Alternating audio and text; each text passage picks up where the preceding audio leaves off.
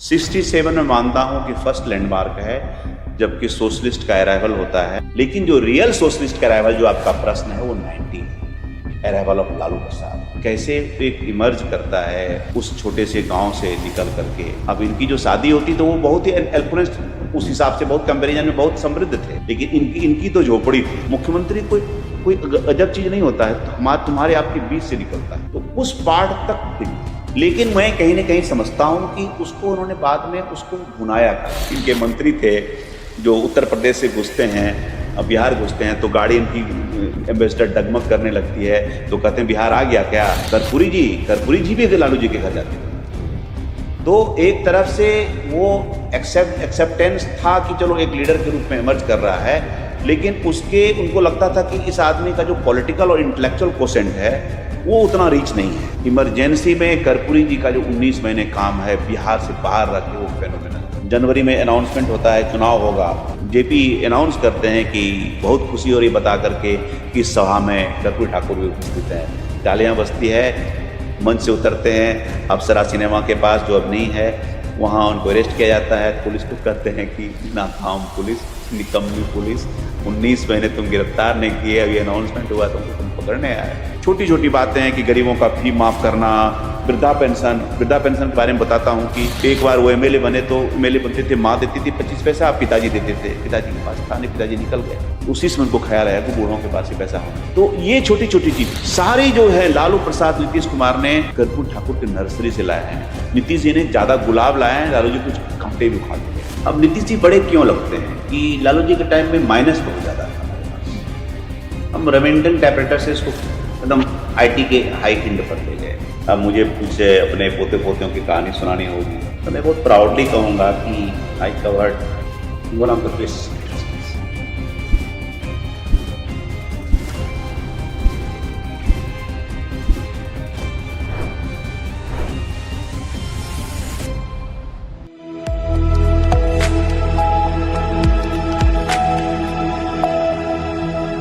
नमस्कार, आप सबका स्वागत है बिहार संवाद के इस एपिसोड में। हम लोगों के लिए बहुत सम्मान का विषय है कि इंडियन एक्सप्रेस के वरिष्ठ पत्रकार, लेखक और पॉलिटिकल हिस्टोरियन मैं मानता हूं, जिन्होंने बिहार के पॉलिटिक्स को जिस शिद्दत के साथ, जिस श्रद्धा के साथ रिकॉर्ड किया है, वो अपने आप में एक अद्भुत उदाहरण है। इनकी 3 पुस्तकें, एक जो लेटेस्ट है द जननायक कर्पूरी ठाकुर, एक JP to BJP Bihar after Lalu and Nitish, और एक जो इनकी पहली पुस्तक है ब्लूम्सबरी के द्वारा प्रकाशित, 2015 में आपने इसकी शुरुआत की थी, रूल्ड और misruled the story and destiny of Bihar. आप देख सकते हैं कि ये फ्लैग्स बयान करते हैं कि इसको कितने शिद्दत से पढ़ा गया है। और आपके लिए बताना चाहता हूं कि इसके हिंदी ट्रांसलेशंस भी, रूल्ड और मिसरूल्ड का, कितना राज कितना काज, वाणी प्रकाशन के द्वारा, कर्पूरी ठाकुर जी का भारत रत्न जननायक कर्पूरी ठाकुर द जननायक का हिंदी संस्करण पेंगुइन के द्वारा प्रकाशित है। संतोष सिंह जी, आपका स्वागत है बिहार संवाद के इस संस्करण में। आपने अपने व्यस्त कार्यक्रम से हमारे लिए समय निकाला, आपका हृदय से आभार और धन्यवाद। कैसे हैं आप? बहुत अच्छे हैं, थैंक यू सो मच गुरु। इतना मैं जानता हूं कि इंटेंस डिस्कशन होने वाला है। हम लोग एक दूसरे को काफ़ी समय से जान रहे हैं, समझ रहे हैं, तो हमें भी अच्छा एक पाठक चाहिए था। तो एक पाठक मुझे लगता है कि आज मिल गया है और अच्छे प्रश्न आएंगे। नहीं, thank you so much sir. और बिहार, जैसा कि साथियों हम जानते हैं कि एक एपिसेंटर रहा है। आपने अपनी पुस्तकों में ये भी बताया है कि वो चाहे 1934 में एंटी कांग्रेसिज्म का एपिसेंटर बनना हो, आपातकाल के विरोध में स्वर बुलंद करने का एपिसेंटर बनना हो, और एक लंबा फेज जो कमंडल की राजनीति का, जो पॉलिटिकल कमेंटेटर्स के द्वारा कहा गया, उसका भी एपिसेंटर बनना हो। इन 3 एपिसेंटर्स को आपने काफी क्लोजली फॉलो किया है। आपने रूल्ड और मिसरूल्ड के लिए 105 से अधिक लोगों का इंटरव्यू किया है, और जो भी बातें, जो भी तथ्य, जो भी ऑब्जर्वेशंस इसमें हैं, all of them, each and every is factually backed by references and footnotes. आपकी यात्रा की शुरुआत, आपका जन्म कहां होता है, आप पत्रकारिता में कैसे आते हैं, 2006 में पटना लौटना कैसे होता है, अपने दर्शकों के लिए मैं चाहता हूं थोड़ा आप उस पर प्रकाश डालें। मुझे खुशी हुई कि आफ्टर इतने सालों के बाद किसी ने ये सवाल पूछा। और सीधे लोग किताब पर आ जाते हैं, मेकिंग ऑफ बुक्स पूछते हैं, मेकिंग ऑफ ऑथर नहीं पूछते जी। हैं, मेकिंग ऑफ जर्नलिस्ट नहीं पूछते हैं। Correct. अभी रास्ते में बातचीत हो रही थी तो मेरा जिला पूछा जा रहा था, तो मैं बोलता हूँ कि मेरा साबका 3 जिले से है। जी। मेरा जब जन्म हुआ तो भागलपुर था, बाद में कट के वो बांका हो गया, समूहगंज थाने में रामचुआ गांव है, अमरपुर असेंबली कंस्टिट्यूएंसी में आता है। फिर वहीं से 5 किलोमीटर दूर तारापुर एक जगह है, वहाँ पिताजी ने घर बना लिया, वो मुंगेर में है। तो मैं 3 जिले का वासी हूँ, ये तो पहले स्पष्ट कर दूँ। मैं एक शिक्षक का बेटा हूँ। मेरे पिताजी हाई स्कूल के शिक्षक थे जो 2021 में कोरोना से गुजर गए। और हम लोग गांव में सिर्फ यही था कि माँ बचपन में यही बोला करती थी कि पढ़ो, अपनी भाषा में कहती थी, पढ़वें नहीं तो करवें की, नहीं पढ़ोगे तो करोगे क्या। तो ये हम एक डेमोक्रेसी का स्वॉर्ड हमेशा हम पर लटका रहा था, चारों भाइयों पर। तो हम लोगों ने कहा पढ़ना है, तो पढ़े। समय के क्रम में पिताजी का लक्ष्य था कि चारों ग्रेजुएट हो जाए, बस कहीं किरानी विरानी लग जाए चलेगा। लेकिन हमने उन चारों भाइयों ने सरप्राइज किया। मैं स्ट्रगल उन सबसे ज़्यादा किया। मैं गया तो सिविल सर्वेंट बनने के लिए, लेकिन पत्रकार बन के लौटा, लेकिन उसका मुझे कोई दुख नहीं है। अब आज के डेट में I am very happy and proud about. और मेरे तीनों भाई बैंकर्स बने। तो ये जर्नी पत्रकारिता में कैसे आया, वो दिल्ली में जब मैं गया तो मैं ज़रूर श्रेय दूंगा इस मंच से। अभी कमलेश किशोर सिंह जो वन ऑफ द डायरेक्टर्स हैं इंडिया टुडे के, बड़े नाम हैं। अभी उनका ताऊ आता है आप तीन ताल में, तो वो हमसे उम्र में छोटे हैं, यूनिवर्सिटी में। अच्छा। 2 साल, लेकिन जर्नलिज्म में 2 साल सीनियर हैं। तो वो गए, उन्होंने Asian college of journalism Bangalore था, उनका फॉर्म भरा, तो बड़ा उसके बारे में बताया, उनका हो भी गया। तो वहाँ गए तो एक अलग जगी हमको कि एक वैकल्पिक प्रोफेशन हो सकता है। तो 96 के वर्ल्ड कप में लेटर्स टू द एडिटर मैंने काफ़ी लिखा, पायनियर में काफ़ी छपे, टाइम्स ऑफ इंडिया में छपे, कुछ टाइम और फ्रंट लाइन जैसे जगह में छपे। तो बड़ी लगा कि अरे यार मैं लिख सकता हूँ अंग्रेजी। As a student of ACJ? मैं स्टूडेंट तो इंग्लिश लिटरेचर से किया, टीएनवी कॉलेज से करके गया था। एसीजे में कब गए आप? एसीजे मेरा 97-98 था, लेकिन मैं 96 में जब वो कमलेश गया ना तो अलग जगी। तो मैं सोचा कि बट प्रकाशित आप एसीजे में जाने से पहले से होने रहे थे? हाँ, प्रकाशित हो रहे थे। तो वो जो नाम देखने लगे ना तो मुझे लगा कि यार कुछ बात थी। फिर मैं 97-98 के बैच में मैं वहाँ गया और पूरे नॉर्थ बिहार से मैं अकेला 20 का सिलेक्शन हुआ था। अब मुझे कुछ नहीं, मतलब वो अंग्रेजी और जनरल नॉलेज आता था और हमने वो डिक्शनरी सीखी हुई थी। अगर अंग्रेजी में लिखा हुआ, अगर वो एक कागज़ का ठोंगा जिसको बोलते हैं वो गिरा हुआ, तो उसमें क्या वर्ड्स हैं वो भी हम लोग देख लेते थे, इसका मतलब क्या होता है। भार्गव मैंने एसीजे का जब प्रिपरेशन हो रहा था तो बोला कि वर्ड पावर बहुत डिफिकल्ट होता है। तो मैंने कहा कितना हुआ, तो उसमें कि जो एक ऑक्सफोर्ड, छोटा सा ऑक्सफोर्ड था, तो मैं रोज़ ये देखता था कि कौन सा वर्ड मैं अल्फ़ाबेटिकल नहीं जानता हूँ। ओह, ऐसे तो जब 1,20,000 वर्ड होगा, पता नहीं कितना रिटेन किया। तो कमलेश ने कहा कि अब आपका हो जाएगा। लो एंड बिहोल्ड हो गया, मैं सेलेक्ट हुआ। तो फिर गाड़ी चल पड़ी, स्ट्रगल था। एशियन एज दिल्ली से स्टार्ट किया, फिर स्टेट्समैन दिल्ली गया, फिर ब्यूरो चीफ रहा स्टेट्समैन भोपाल। हाँ, वापसी मेरी हुई जब नीतीश कुमार आए। नीतीश कुमार जब बनते हैं 2005 के नवंबर में, तो कॉन्फिडेंस लोगों को आया, घर से भी कॉल आया कि तुम पटना में भी एक्सप्लोर कर सकते हो।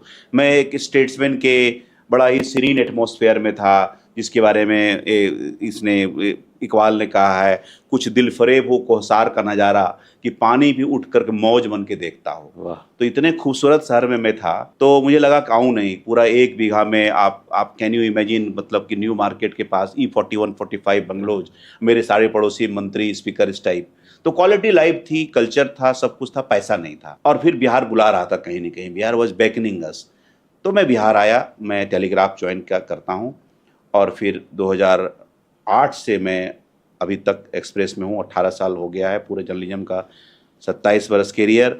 फिर मैं जब यहाँ आया तो आपने जैसे देखा कि अपने से लिख करके आप पांडुलिपि जाते हैं तो आपको महत्व नहीं देता, अगर पब्लिशर आते हैं आपके पास तो आपका इंपॉर्टेंस होता है। तो 15 में मुझे कॉल आया जनवरी फरवरी में कि आपको हम 5 साल से कवर कर रहे हैं, चेज कर रहे हैं, आपकी स्टोरी पढ़ रहे हैं, हम आपसे किताब चाहते हैं। तो मैंने छूटते हुए कहा कि आपको किताब इलेक्शन के पहले चाहिए। तो कहा हाँ। तो बहुत ही दुरूह काम था, मैं बिहार को कुछ नहीं जानता था। जितने लिस्ट बनाई, सुरेंद्र किशोर, नलिन वर्मा जैसे जर्नलिस्ट ने मिला, जितने पुराने जर्नलिस्ट, जितने पुराने politician, primary characters, secondary characters, जो भी कुछ जानता हो, तो मैं बस सुबह में निकल जाता था और सबसे मैं 1.5 घंटा मांगता था, उससे कम नहीं लूँगा मैं। और वो इवेंचुअली 2.5 घंटा हो जाता था। तो ऐसे करके मेरा था कि बिहार पर लिखी हुई अरविंद नारायण की दास रिपब्लिक ऑफ बिहार था, और कुछ और किताबें थी एक रिसर्च टाइप की, उसका कंटेम्प्रेरी नहीं पढ़ना चाहा। शंकर सर ने लिखा, शंकर सिंह ठाकुर ने लिखा था, मैं नहीं चाहता था कि उनके लैंग्वेज से, उनके फैक्ट्स से मैं, क्यों हम वो इसी कंटेम्प्रेरी बिहार को हम मैप करना चाह रहे थे। और रूल और मिसरूल टाइटल मेरा नहीं, उन्हीं का दिया हुआ था। रूल उन्होंने दिया कि इसी अलॉन्ग लिखा है। मैंने ऐड किया कि हमको एक कनेक्टिंग चैप्टर चाहिए डॉक्टर श्री कृष्ण सिंह से लालू प्रसाद की जर्नी कैसे रही, रीडर्स को वो गैप नहीं रहे। तो वही पहला चैप्टर जेपी टू बीजेपी बन गया बाद में। वाह, जो आप देख रहे हैं मेरा पहला चैप्टर है, तो उसी को मैंने 100 ईयर्स का, तो ये इसी तरह से मेरी पुस्तक की जर्नी स्टार्ट होगी। फिर अब ज़्यादा बोलूंगा तो आत्म प्रवंचना होगी, आप प्रश्न पूछे विषय पर। नहीं, देखिए ऐसा नहीं है। और मुझे लगता है कि आपने जो भी प्रारंभिक उद्बोधन दिया उससे 2 चीज़ें निकल के आई हैं। पहला, नीतीश जी के मुख्यमंत्री बनने के बाद बिहार आना, नीतीश जी के मुख्यमंत्री बनने से पहले का बिहार, और हम लोग भी उस बिहार में बड़े हुए हैं। वो बिहार कैसा था वो इतिहास के पन्नों में दर्ज है। पटना हाई कोर्ट ने उस दौर को जंगल राज की संज्ञा दी थी, lawlessness, no rule of law. आपने उसका और ऐतिहासिक और अकादमिक अध्ययन किया है। और संतोष जी, हम अपने बात की शुरुआत करें उसमें ये स्पष्ट करना चाहते हैं कि बिहार की राजनीति पे एक अमिट छाप छोड़ी है, और इनफैक्ट अभी भी लालू प्रसाद यादव जी ने। आपने अपनी पुस्तक रूल और मिसरूल में बहुत अच्छा कवरेज किया है उनके विषय में। तो आप अगर लालू जी को परिभाषित करना हो विशेष तौर पे 1990 से लेकर के 2005 तक उनके व्यक्तित्व और उनके शासनकाल को, तो 2 प्रमुख ऐसी कौन सी बातें हैं जो आपके स्मरण में आज भी ताज़ा हैं? देखिए, अब एक रिसर्चर अगर किसी चीज़ को देखता है तो मुझे लगता है कि 360 डिग्री एंगल में देखता है, और पब्लिक डिस्कोर्स में कुछ सेलेक्टिव बातें आती है, पॉलिटिकल डिस्कोर्स में वो और भी सेलेक्टिव हो जाती है। वो हमारा काम नहीं है। तो मैं लालू प्रसाद को जब मैंने अप्रोच करना शुरू किया तो मैं जानना चाहा कि मेकिंग ऑफ लालू प्रसाद कहाँ है। तो मुझे लगा कि सबसे इस चीज़ को जानने के लिए फुलवरिया जाना चाहिए। मैं उनके गांव चला गया, गांव चला के वहाँ बातचीत किया, तब उनके गांव वालों से मिला जिनसे ये बहुत दिनों से मिले भी नहीं होंगे, कुछ लोग जो बहुत महत्वपूर्ण नहीं होंगे, लेकिन उन्होंने इनकी जर्नी देखी थी। तब उन्होंने जो बहुत सारी कहानियाँ बताई कि कैसे एक इमर्ज करता है उस छोटे से गाँव से निकल करके। अब इनकी जो शादी होती तो वो बहुत ही एल्फोरेंस, उस हिसाब से बहुत कंपैरिजन में बहुत समृद्ध थे। सलार के अलावा वहाँ से 4 किलोमीटर दूर है। अभी भी मुझे याद है कि पक्का का मकान है, दोनों तरफ शेर के वो स्टैचू बने हुए हैं, तो रॉ पावर दिखा रहा है वहीं से कि कहाँ से आता है। लेकिन इनकी तो झोपड़ी थी। तो मैं इस तरह से देखता हूँ कि एक जो सोशल चर्न चल रहा था, 3 खंड में पीछे ले जाऊंगा मैं। 67 की जर्नी, आपने 34 की शुरू की सोशलिस्ट मूवमेंट को, उसको छोड़ देते हैं। 67 में मानता हूँ कि फर्स्ट लैंडमार्क है, जबकि सोशलिस्ट का अराइवल होता है। उसमें साथ में और भी पार्टियां, लेकिन लीड सोशलिस्ट करती है संयुक्त socialist party. Main leader Karpoori Thakur थे, माया प्रसाद सिन्हा की सरकार बनी थी। उसमें राम मनोहर लोहिया गोलवरकर की मुलाकात होती है। उस मुलाकात के बाद फर्स्ट एक तरह से कहिए कि एक्सेप्टेंस जनसंघ का होता है। थोड़ा मैं आपको रोकूंगा। संसोपा ने बांधी गांठ, पिछड़ा पावे 100 में 60, जिसका वर्तमान स्वरूप हम देख रहे हैं कि आज भी वो राजनीति लौट करके आ रही है। 67 और आज 2024-2025 में भी वही नारा, वही भाव लौट करके आ रहा है। तो राजनीति में शब्द और व्याकरण बहुत लंबे समय तक चलता है और अप्रासंगिक नहीं होता है। Sorry, carry on. मुझे लगा कि वर्तमान के ऑडियंस को ये जानना जरूरी है। एकदम अच्छा किया आपने बता दिया। अब आप छेड़ेंगे तो मैं और भी चला जाऊंगा, लेकिन मैं तो मैं ये कह रहा हूँ, मैं कट टू कट जवाब देना चाहता हूँ क्योंकि आप भी प्रश्न होंगे आपके। तो 67 का लैंडमार्क इसलिए हिस्ट्री है कि एक कांग्रेस का मोनोलिथिक स्ट्रक्चर टूटता है। करेक्ट। तो उनका जो तिलस्म था कि हम हार नहीं सकते हैं, कि लोहिया जी ने बता दिया कि आप हार के चले गए। उनकी कर्पूरी जी नहीं बने, लेकिन सोशलिस्ट की सरकार बन गई। और सबसे जनसंघ को जो एक तरह से एक टैग लगा हुआ था अनटचेबिलिटी का, वो टैग पहला खत्म हुआ। तो ये जो लोग बाद में बोलते हैं कि ये जेपी ने किया, जयप्रकाश नारायण ने किया, I want to correct them, ये लोहिया ने किया पहले फर्स्ट। सेकेंड 77, हम सब जानते हैं फेम्ड 77 का जनता पार्टी सरकार बनती है, वो सोशलिस्ट का अराइवल 2 है। लेकिन जो रियल सोशलिस्ट का अराइवल, जो आपका प्रश्न है, वो 90 है, arrival of Lalu Prasad, complete accession of socialist rule. उसका जो डोमिनेंस है इन सम फॉर्म और द अदर, बीजेपी उसकी पार्टनर रही, बाद में एक लंबे समय तक रही, अभी भी है। लेकिन उसको रूल किया सोशलिस्ट ने, वेदर लालू प्रसाद, उनकी वाइफ राबड़ी देवी और of course longest serving chief minister, current chief minister Nitish Kumar. तो वो सोशलिस्ट अराइवल 90 में होता है। लालू जी को मैं 2-3 पार्ट में देखता हूँ। फर्स्ट पार्ट में मुझे DN गौतम ने बताया था कि ही वॉज कीन कि डेवलपमेंट के काम हों। वो बताया कि कैसे रूल एंड लॉ में कैसे काम कर सकते हैं, वो बनते हैं, उनको चिड़ियाखाना में बुलाते हैं, एक लंबा डिस्कशन होता है कि गौतम साहब बताइए क्या क्या किया जाए। मैप थे उनके पास कुछ कुछ, लेकिन जब उसी बीच में क्या होता है कि कुछ चीज़ें होती चली जाती है। 89 हुआ, 89 के बाद आप जानते हैं उसमें मंडल कमंडल बात हुआ।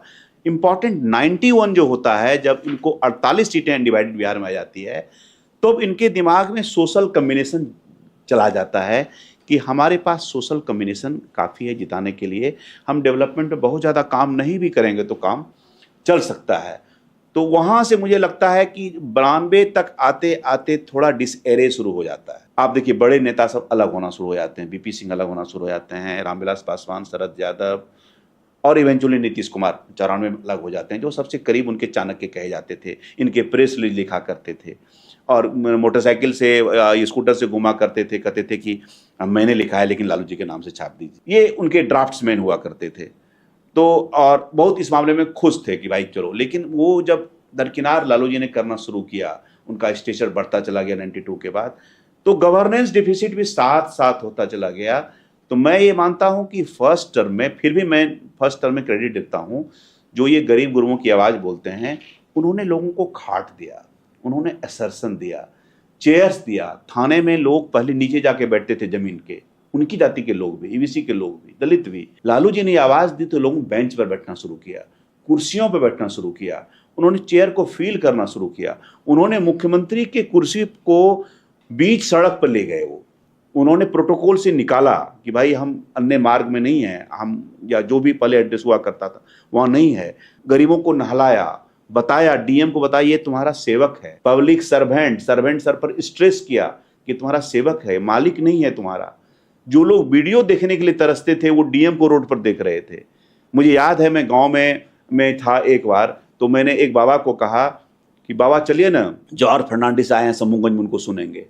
तो कहते हैं बड़का वो वीडियो है क्या। आप देखिए कि वीडियो कितनी हलक थी सत्ता पाने वाले के, एक उतने बड़े कद्दावर नेता के बारे में कह रहा है वीडियो हो क्या। ये देखता था कि प्रशासन कितनी दूर थी लोगों से।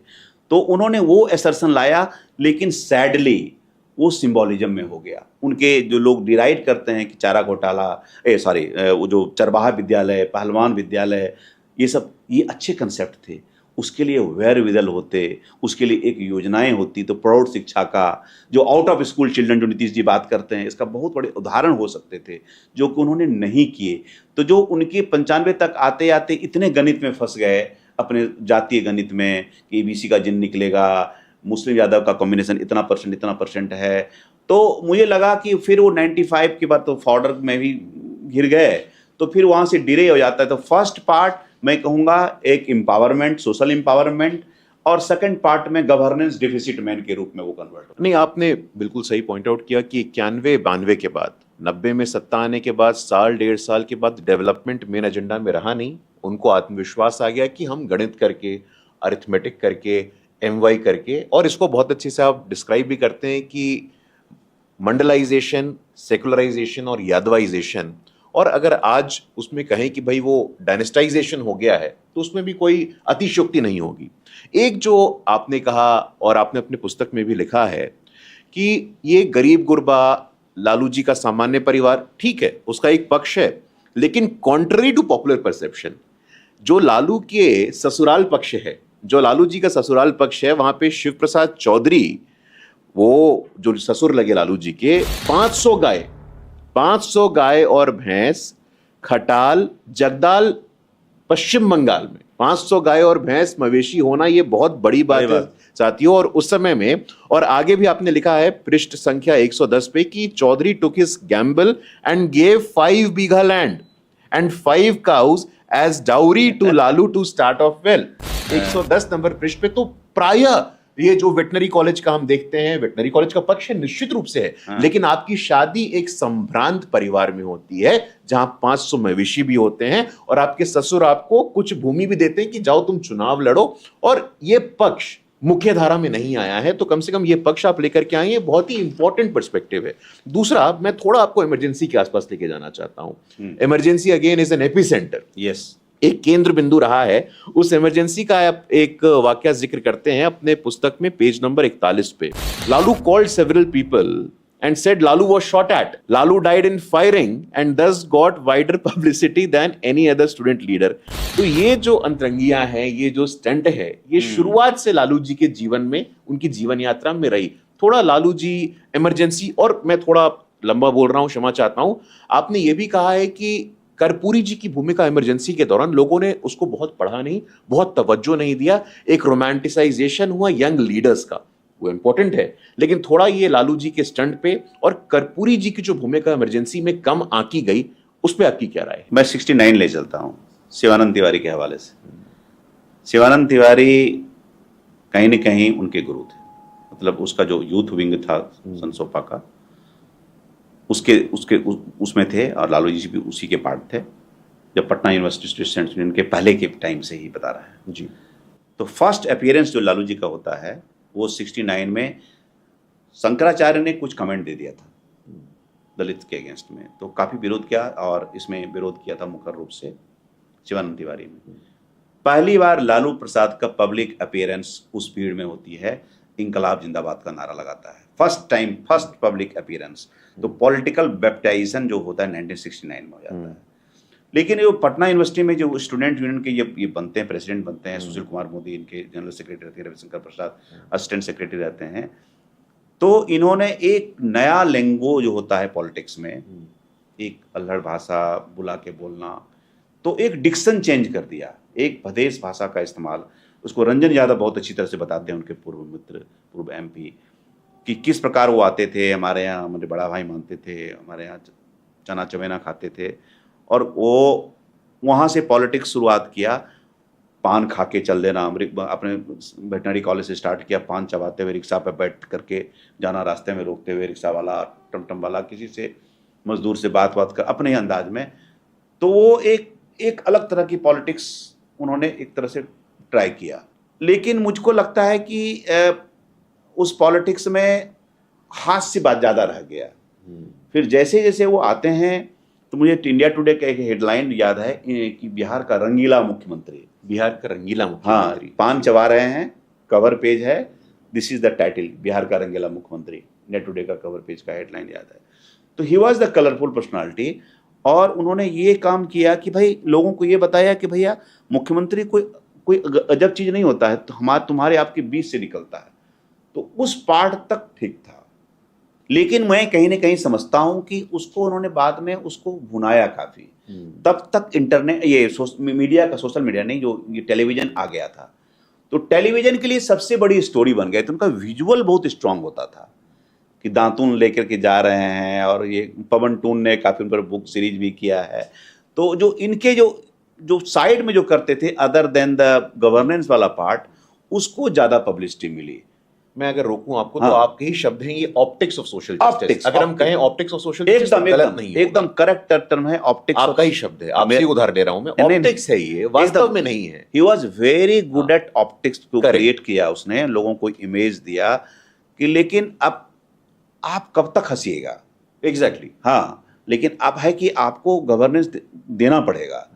अब ये कैसे हो सकता है कि नेशनल हाईवे की सड़कें हैं और आप नीचे में एक पगडंडी जैसी सड़क जा रही है और वहाँ बोर्ड लगा दिए कि ये केंद्र सरकार की सड़क है, मेरी जिम्मेदारी नहीं है। आज बड़ी खुशी होती है कि कन्वर्जन कौन स्टेट ने किया है, कौन केंद्र ने किया है। कुछ ज़्यादा क्रेडिट नीतीश जी को भी ज़्यादा मिल जाता है कि बनाया नेशनल हाईवे एनडीए गवर्नमेंट ने, क्रेडिट उस सारे पीरियड का लोग नहीं जानते हैं। तो ये गवर्नेंस में, या फिर एक वो जो कि इनके मंत्री थे जो उत्तर प्रदेश से घुसते हैं, बिहार घुसते हैं, तो गाड़ी इनकी एम्बेसडर डगमग करने लगती है, तो कहते हैं बिहार आ गया क्या। उनका मंत्री भी था रोड मिनिस्टर, उसको कहते हैं कि मन करता है कि तुमको जो है ट्रैक्टर के ट्रॉली पे बिठा करके 5-10 किलोमीटर चलवा दें, पता चलेगा रोड क्या है, रोड क्यों नहीं बनवाते हो। वो डांटते भी हैं लेकिन करते नहीं हैं। तो ये चीज़ें नहीं हुई, लेकिन उनको इतना ये हो गया ना कि सोशल कम्युनिकेशन, गरीब गुरबा, सोशलिज्म का है कि हमको ज़रूरत ही नहीं है कि अब ज्यादा कुछ किया जाए। जैसे बोलते हैं कि एक बड़ा फिर बोलते थे कि अरे मेरा क्या हुआ लिख करके, मेरा पाठक अखबार नहीं पढ़ता है। तो ये चीजें थोड़ी सी ही could have done in a better way. और नहीं, ये ऑप्टिक्स का परिणाम ये हुआ संतोष जी कि जब भारत की अर्थव्यवस्था खुली, जब पूरे देश में ग्रोथ हो रहा था, बिहार का ग्रोथ नहीं होता है। हम ऑप्टिक्स में रह जाते हैं और आंकड़े इस कहानी को बयां करते हैं। हमारे बजट का आकार जो 23,000 करोड़ था, जो अब जाके 3.25 लाख करोड़ होता है। हमारा औसत आर्थिक विकास दर नेगेटिव में, -0.2% हमारा इकोनॉमिक ग्रोथ रेट। जब इकोनॉमिक ग्रोथ रेट नहीं होगा तो अपॉर्चुनिटीज कहां से आएगा? You need growth rate for opportunities. ये ग्रोथ रेट देखिए, आप मातृ मृत्यु दर देखिए, शिशु मृत्यु दर देखिए, अपराध दर देखिए। ये उसी का कारण है जिसका आपने बहुत अच्छा विश्लेषण किया कि governance takes a back seat और ऑप्टिक्स, अरिथमेटिक, दिखना क्या चाहिए वो मुख्य धारा में आता है। थोड़ा मैं आपको, लालू जी कर्पूरी जी अक्सर हमारे प्रश्न में साथ में आएंगे। आपने कोट किया है deputy speaker Shivnandan Paswan ji. Deputy speaker Shivnandan Paswan ji विधायक लालू प्रसाद जी से आग्रह कर कि आप जरा जीप से कर्पूरी जी को छोड़ के आइए। लालू जी कहते हैं कि जीप में पेट्रोल नहीं है और कहते हैं कि कर्पूरी जी जो खुद मुख्यमंत्री रहे हैं, क्या स्वयं की गाड़ी नहीं खरीद सकते हैं? और आज वही लालू जी जो आपने आगे कहा है कि उनकी अंत्येष्टि में उनके विरासत पे भी एक दावा करते हैं। थोड़ा इस पे प्रकाश डालिए कि दोनों के संबंध, दोनों की पॉलिटिक्स और जो इनका प्रोपोगेंडा है। अच्छा किया कर्पूरी जी वाला छूट गया था, आपने पूछ लिया। देखिए, कर्पूरी जी ने जब पॉलिटिक्स शुरू की तो ये लोगों को कुछ आश्चर्य भी होगा, तो उनके जो फ्रंट रंग फेवरेट्स में नहीं थे, नहीं नीतीश कुमार थे, न लालू प्रसाद जी। अभी जो वर्तमान में राजद के स्टेट प्रेसिडेंट मंगनी लाल मंडल सबसे इंपॉर्टेंट नेता था। अच्छा, ये थे। ऑफकोर्स देवेंद्र प्रसाद यादव थे, बाद में अब्दुल वारिस सिद्दीकी बने, रामचंद्र पूर्वे, इस तरह के लोग आए। ये लोग भी आए, पटना यूनिवर्सिटी के स्टूडेंट्स के लीडर थे, तो ये साइड लाइन्स पर आते थे। लेकिन 77 में जब ये एमपी बन जाते हैं तो एक्नॉलेज करना शुरू किया। और कर्पूरी जी भी लालू जी के घर जाते थे। तो एक तरफ से वो एक्सेप्टेंस था कि चलो एक लीडर के रूप में इमर्ज कर रहा है, लेकिन उनको लगता था कि इस आदमी का जो पॉलिटिकल और इंटेलेक्चुअल कोसेंट है वो उतना रीच नहीं है जितना उनको उतनी तरजीह। ये कर्पूरी जी की राय थी लालू जी के बारे में? हाँ, कर्पूरी जी की राय में के बारे में। आपने एमपी बन गए, आपका पॉलिटिकल कैपिटल तो हो गया, प्रूव हो गया, बन सकते हैं, और एक्नॉलेज भी करते थे। रादर देन कर्पूरी जी चाय नहीं पीते थे, वो छाछ पीते थे, और रात में वो चलते थे ताकि ट्रैवल का टाइम बचे। 3-4 तकिया कुशन लगा के कहते थे कि तुम पर्दा डाल दो, चलो और हमको पहुंचाओ, सुबह पहुंचाए। तो कभी कभी सुबह धोती लटकती हुई और लालू जी के यहाँ पहुंच गए और चलिए छाछ पिलाइए, छाछ। तो वो एक्नॉलेज भी करते थे। और लेकिन ये विडंबना देखिए, जो जब बीच की बात होती है, कर्पूरी चौक, लोकदल चौ हो जाता है, चरण सिंह, तो Lalu Prasad was not part of Karpuri Lokdal correct, he was part of Charan Singh. Correct. तो ये दोनों के बीच में एक जो 2 जनरेशन के बीच की जो घनघोर प्रतिस्पर्धा होती है जी, वो घनघोर प्रतिस्पर्धा थी। अंदर से कर्पूरी जी, अगर मैं खुल के कहूं तो बहुत लाइक नहीं करते थे इनको। और अब थोड़ा सा वो छूट गया था, तो मैं कंप्लीट करूं कि जो आप प्रश्न पूछे थे कि इमरजेंसी में बहुत ही रोमांटिसाइज्ड भी हो यूथ यंग लीडर्स का।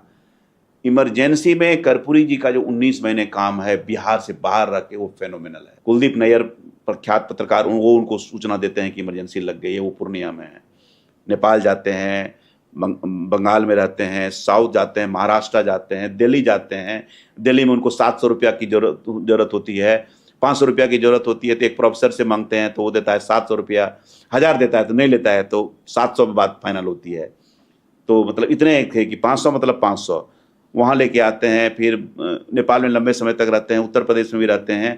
तो जिस प्रकार का, और एक जगह का कमाल का वाकया है कि एक जगह गए कि मजदूर के पिता हैं, हम गए क्या हम मजदूर के फादर हैं, और नेक्स्ट मॉर्निंग देख रहा है कि 8 अखबार पढ़ रहा है। बोला कौन मजदूर का बाप 8 अखबार? तो साहब, तो उनका एक था कि 3 दिन ज़्यादा मत रखो। फर्स्ट दिन इंटेलिजेंस को पता नहीं चलेगा, सेकेंड डे इंटेलिजेंस को पता चल जाएगा, तीसरे दिन अरेस्ट हो जाएगा। तो इनका था मेथड, तीसरे दिन सुबह निकल जाना, इसके पहले कि इंटेलिजेंस भांप पाए, मैप कर पाए, लोकेशन ट्रेस कर पाए, निकल जाओ। और मतलब मौलवी का ड्रेस, तो मुल्तानी ड्रेस, कौन ड्रेस नहीं किया। और जब पूरा घूम करके वो जो लौट करके जब जनवरी में अनाउंसमेंट होता है, चुनाव होगा, और फिर भी वो ड्रेस में हैं, दूसरे ड्रेस में हैं, और जेपी अनाउंस करते हैं कि बहुत खुशी हो रही बता करके कि इस सभा में कर्पूरी ठाकुर भी उपस्थित हैं। तालियां बजती है, मंच से उतरते हैं, अप्सरा सिनेमा के पास जो अब नहीं है, वहाँ उनको अरेस्ट किया जाता है। पुलिस को कहते हैं कि नाकाम पुलिस, निकम्मी पुलिस, 19 महीने तुम गिरफ्तार नहीं किए, अभी अनाउंसमेंट हुआ तुमको, तुम पकड़ने आए हो, क्या कर रहे थे। तो वो जो उनकी भूमिका है कर्पूरी जी की, वो बहुत महत्वपूर्ण है।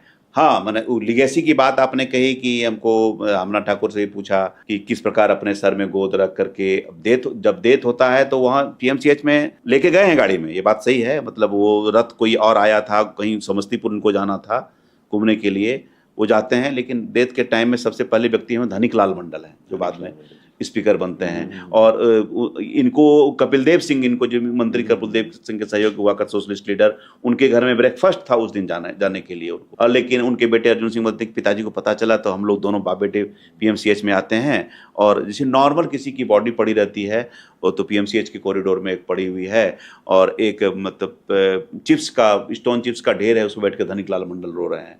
बाद में ये लोग सब आते हैं।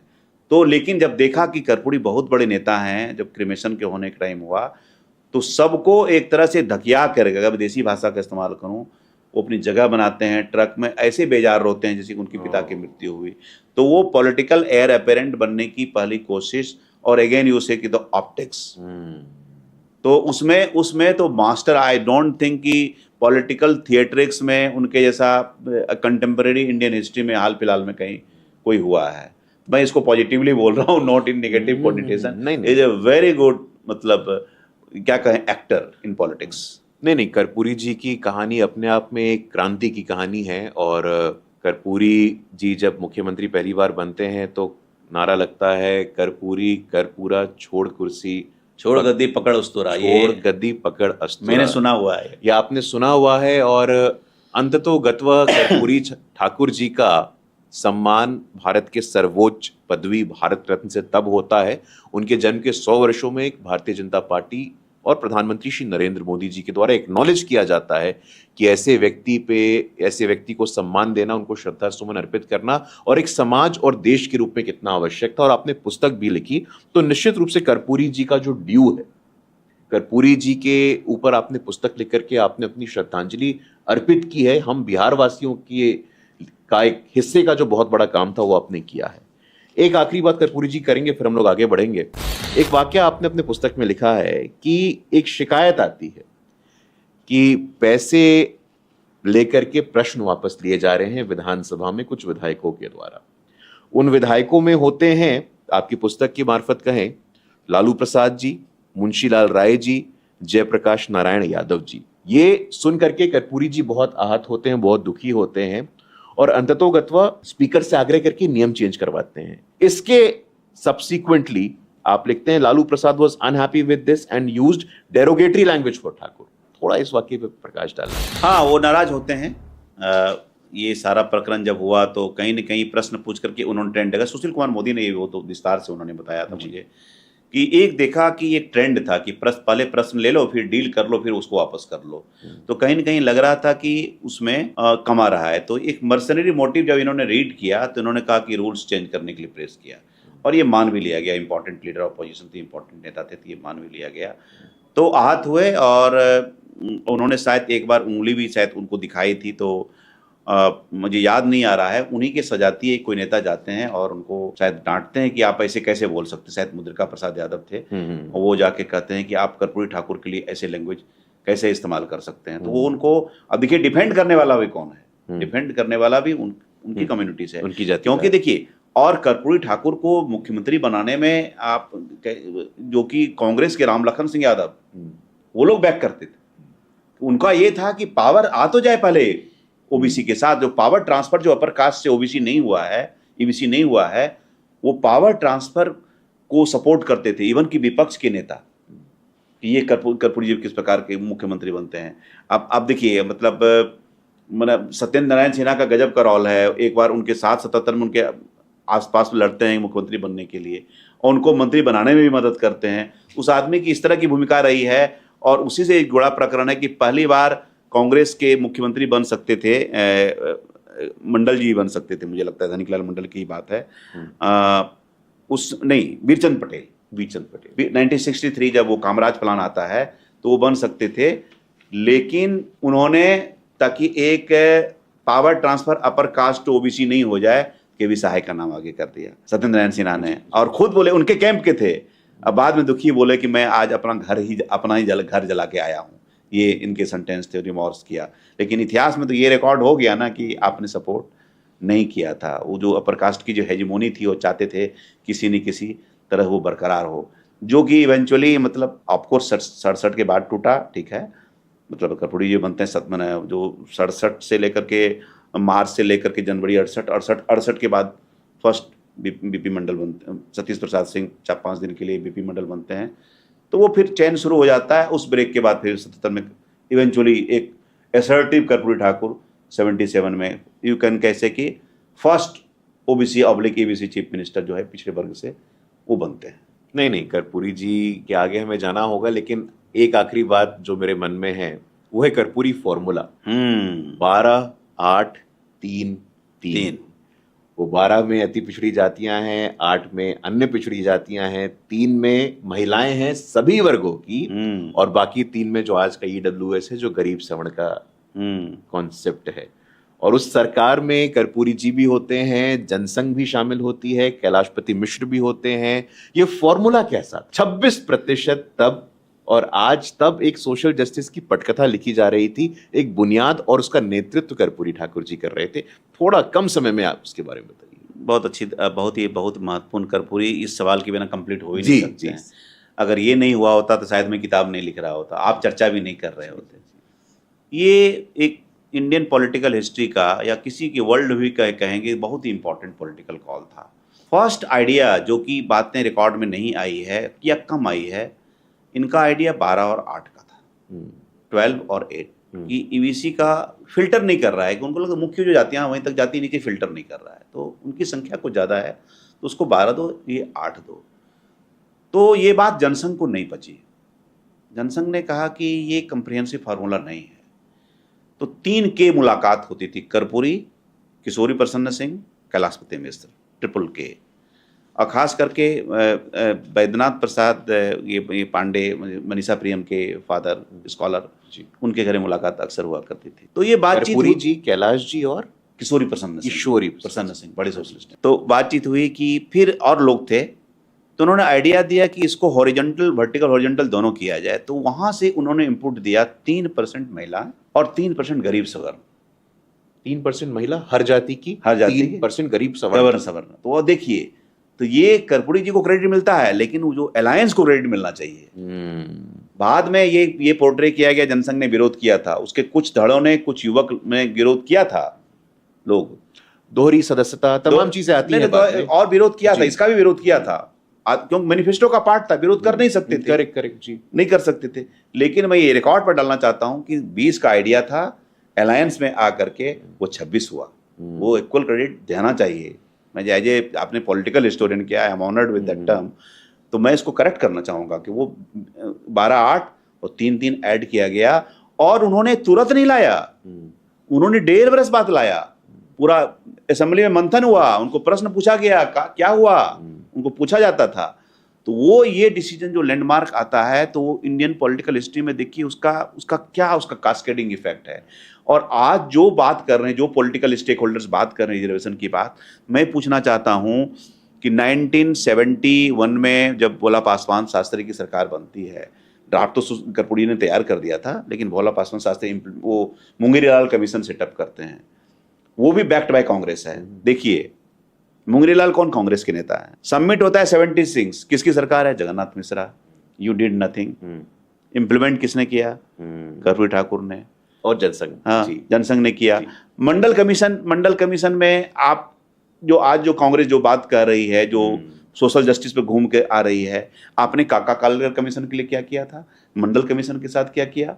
मुंगेरीलाल कमीशन के लिए क्या किया? तो कितना हिस्टोरिकल हिस्ट्री को करेक्ट करेंगे आप? तो जब आप कितना बैगेज है आपके पास, तो आज जब घूम के विमर्श ये पूरा सोशल जस्टिस पर आ गया है, तो कर्पूरी ठाकुर की भूमिका, कर्पूरी ठाकुर का 3-3.5 साल का एडमिनिस्ट्रेशन का खंड है, लेकिन उन पर जो इतना रिसर्च अभी और होगा, मैंने तो प्राइमर लिखा है। तो जो जितनी सारी बातें जो कही जा रही है, जो सोशल जस्टिस में छोटी छोटी बातें हैं कि गरीबों का फी माफ करना, वृद्धा पेंशन के बारे में बताता हूं कि एक बार वो एमएलए बने, तो एमएलए बनते थे, माँ देती थी 25 पैसा, पिताजी देते थे, पिताजी के पास था नहीं, पिताजी निकल गए, तो उसी समय उनको ख्याल आया कि बूढ़ों के पास ही पैसा होना चाहिए। तो ये छोटी छोटी चीज, पीपुल प्रो पीपुल पॉलिसी, घाट दुल्हन पार कर रही है तो उसके पैसे लिए जाते थे, घाटा ही कहा जाता था। कहा कि ये क्या है, ये सब बंद करो। बुलाक कार्ड बिल कांग्रेस ले आया था, बोला कि यार अंग्रेज नहीं लाया था, तुम क्यों ला रहे हो, इसका विरोध कर, पूरी विरोध के कारण बुलाक कार्ड बिल नहीं ला पाई थी कांग्रेस। तो जो छोटी छोटी पॉलिसी सारी जो है लालू प्रसाद नीतीश कुमार ने कर्पूरी ठाकुर के नर्सरी से लाए हैं। नीतीश जी ने ज्यादा गुलाब लाए हैं, लालू जी कुछ कांटे भी उखाड़ के ले आए। बहुत अच्छी बात कही है आपने संतोष जी। और 12-8-3-3 का फॉर्मूला उस सरकार में बीजेपी की जो पूर्व जनसंघ का होना, 90 में मंडल कमीशन का विरोध और 84 और 85 के भारतीय जनता पार्टी के कार्य समिति के प्रस्ताव में मंडल कमीशन की सिफारिश को लागू करने की बात का होना, तो एज अ पॉलिटिकल हिस्टोरियन हमें ये समझने की जरूरत है कि नैरेटिव्स को किस प्रकार से गढ़ा जाता है, तोड़ा जाता है, मरोड़ा जाता है। शब्दों का उपयोग बहुत ही इजीली कर दिया जाता है कि कौन दलित विरोधी है, कौन आरक्षण विरोधी है। ये तो इतिहास और तथ्य हमारे सामने हैं, ये बहुत आवश्यक है। कर्पूरी जी से मन तो नहीं है, लेकिन थोड़ा आगे बढ़ना होगा हम लोगों को। और 90 के बाद का बिहार, जब governance takes a back seat, एक ऐसा नाम जो पूरे बिहार को, बिहार वासियों को आज तक डिस्टर्ब करता है, चारा घोटाला। क्या था चारा घोटाला? वो कौन से कुत्सित प्रयास थे कि लालू जी ने देवेगौड़ा जी की सरकार तक को गिराने का प्रयास किया था? जैसा आपने अपने पन्ने 108 पे लिखा है कि just when Raghuvansh brought the message of PM Gowda being adamant upon Lalu resigning as CM, Lalu went into a rage cursing Gowda in Bhojpuri. फिर सीताराम केसरी से बात होती है और एचडी देवेगौड़ा की सरकार गिरती है, क्योंकि चारा घोटाले की गाज लालू जी पे गिरी और उनको जेल जाना पड़ा। थोड़ा हमारे वर्तमान दर्शकों के लिए, वर्तमान पीढ़ी के लिए चारा घोटाला को डिकोड करिए। देखिए, ये शुरुआत जानते हैं, मतलब मुझे लगता है कि पोस्ट जो इनका शिव सुंदर दास, ये जो सरकार जो बनती है इनका, राम सुंदर दास की सरकार बनती है कर्पूरी जी के बाद, उसके बाद ही शुरू हो जाता है। पोस्ट 80 गवर्नमेंट जो हो जाती है ना, तो कहीं ना कहीं वो फिल्फरेज शुरू हो जाता है। लेकिन वो एक जो अकाउंट्स जो हो रहा था प्रिंसिपल अकाउंटेंट जनरल के अकाउंटिंग में, वो कहीं ना कहीं बाईपास हो रहा था या फिर उस पर ध्यान नहीं दे रहे थे। ये ट्रेंड चला आ रहा था।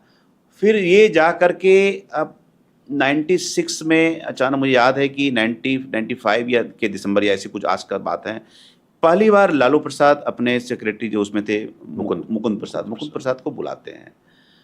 उनको भी कुछ कुछ सुनाई देता है कि कुछ कुछ हुआ है, तो वो पूछते हैं कि ये है क्या, तो वो अब ब्यूरोक्रेट के अंदाज से बताता है। तो फिर जैसे जैसे उन्होंने ये सोचा नहीं होगा कि ये चीज़ें इतनी बड़ी हो जाएगी, कि उसमें जो जानवर के जो फीड होते हैं, जो उसमें जो बिल्स प्रोड्यूस किए जाते थे, तो ट्रक दिखा करके नंबर है उसमें बाइक का, किस तरह के, इतना उसका एक लंबा चेन था। उसमें मैंने श्याम बिहारी सिन्हा का भी उसका एक बहुत बड़ा एक लंबा, मैंने एक चैप्टर उसमें जेपी टू बीजेपी में अलग से फॉर्डर्स के अलग टेल्स लिखे हैं, वो कहानी आई है। तो ये जो एक प्रकार की जो बैड अकाउंटिंग एक डिपार्टमेंट की होती है, उसमें कुछ समय के उसके मुख्यमंत्री तो थे ही, उसके मंत्री भी रहे, उस विभाग मंत्री भी रहे, तो वो अकाउंटेबिलिटी थी। और उस टाइम में एक रामजीवन सिंह उनके मंत्री हुआ करते थे, पूर्व एमपी, बड़े कद्दावर नेता, अभी भी जीवित हैं। उन्होंने कुछ एडवर्स नोट अपने फाइल पर दिया था कि भाई ये चीज़ें करेक्ट होनी चाहिए। तो वो थोड़ा सा संज्ञान में लालू जी को अच्छा नहीं लगा था, लेकिन बाद में एक्नॉलेज किया कि ये गलती हुई। तो एक चेन ऑफ इवेंट्स ऐसा होता चला गया कि एक तरह से कहिए कि एक तरह से गवर्नेंस का एक इग्नोरेंस था, एक ब्यूरोक्रेटिक इग्नोरेंस था, एक पॉलिटिकल अवेयर का इग्नोरेंस था, और ये चीज़ें पाइल अप होती चली कि कब पता नहीं चला कि ये 950 करोड़ के वर्थ का ये फॉर्डर होगा। उसके ऑफशूट में फिर डीए केसेस हुए और रेस्ट इज हिस्ट्री। उसके बाद वो आप देखते 3-4-5 केसों में उनका वो कन्विक्शन होता है।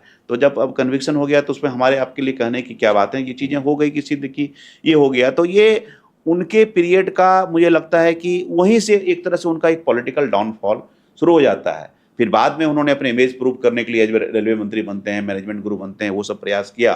वो एक मस्कट जरूर रहे सोशल एम्पावरमेंट के, वो अपनी जगह पर सही है, लेकिन when it came to governance और लॉस ऑफ इट, तो कहीं ना कहीं उस चीज को भी उन्होंने सिंबलाइज किया। ये समहाउ ये रहा उनके पॉलिटिकल जीवन में 950 करोड़ का वो घोटाला, और फिर as a railway minister land for job, जिसके बारे में स्वर्गीय सुशील कुमार मोदी जी ने एविडेंस के साथ प्रस्तुत किया है, और हाईकोर्ट में भी सिद्ध हुआ है, सुनवाई चल रही है कि वो सब जुडिस पर सब जुडिस हाँ, है। तो ये एक उनके करियर का एक ऑनगोइंग विषय रहा है।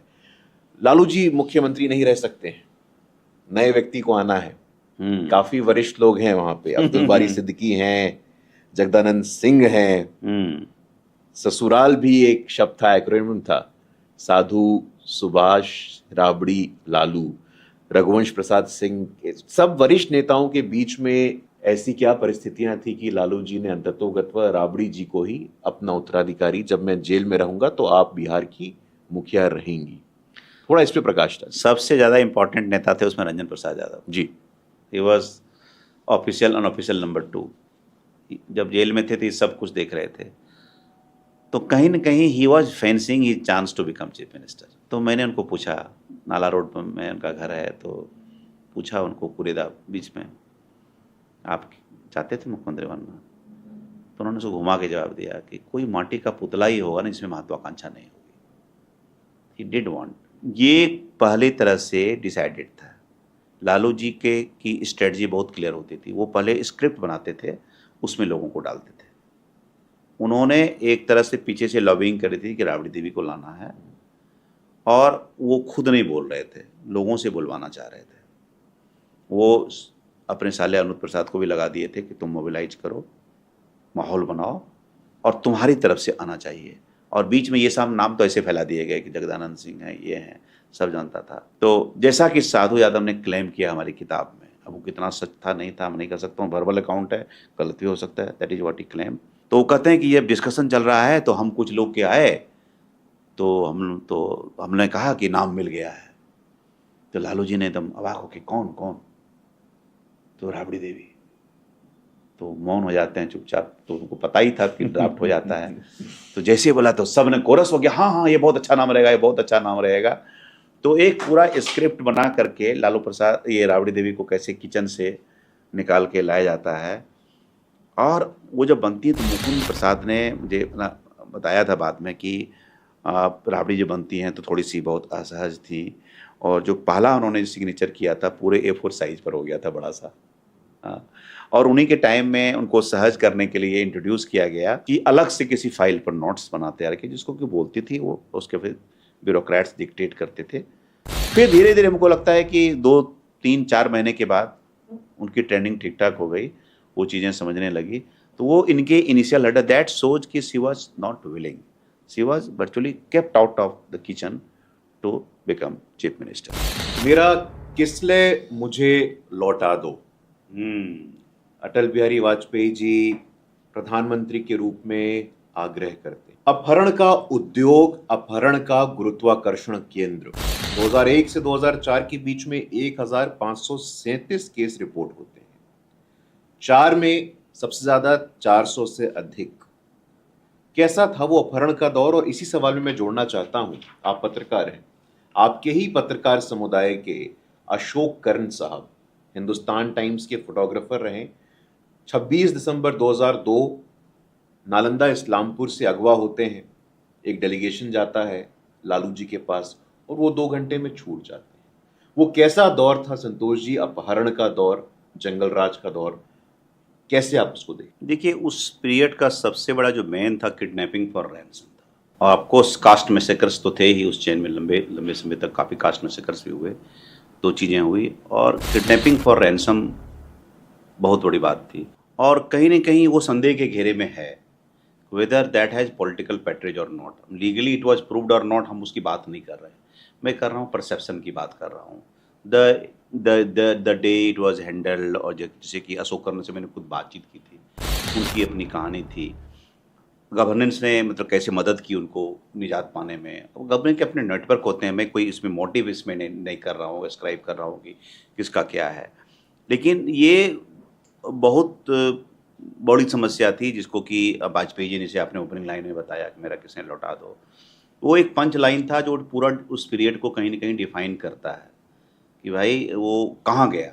लेकिन ये किडनैपिंग फॉर रैंसम इतनी बड़ी इंडस्ट्री थी, देखिए उसमें के क्राइम में क्या थे, road side robbery, road robberies जो अलग होते थे। रोड रॉबरीज काफ़ी होती थी, लोग निकल नहीं पाते थे, कोई अब आज की डेट में तो नाइट लाइफ है, अब ट्रैवल नहीं कर रहा, अभी कभी ट्रैवल कर सकते हैं। और दूसरा किडनैपिंग फॉर रैंसम था। मतलब एक मुझको बताया था कि इस तरह इतनी किडनैपिंग होती थी, तो एक डकैत था, ये श्रीकांत प्रत्यूष जर्नलिस्ट सीनियर, उन्होंने बताया था मुझे कि कहीं चंपारण की तरफ चले गए थे, तो वो उनको पकड़ लिया। उन्होंने अपना लालू प्रसाद बिहार सरकार नाम रखा हुआ था डकैत में अपना, ऐसे सिंबॉलिज्म। तो उन्होंने बताया कि मैं पत्रकार होते हुए मैं गया था इंटरव्यू करने के लिए, मतलब इस तरह का लॉलेसनेस, मतलब आप बताइए एक जर्नलिस्ट को, एक एक्लेम्ड जर्नलिस्ट को पकड़ लिया। तो उन्होंने दिमाग लगाया दिमाग लगाया तो कहा कि अरे लालू जी भेजे हैं हमको आप लोगों को कवर करने के लिए, क्या समस्या है जानने के लिए।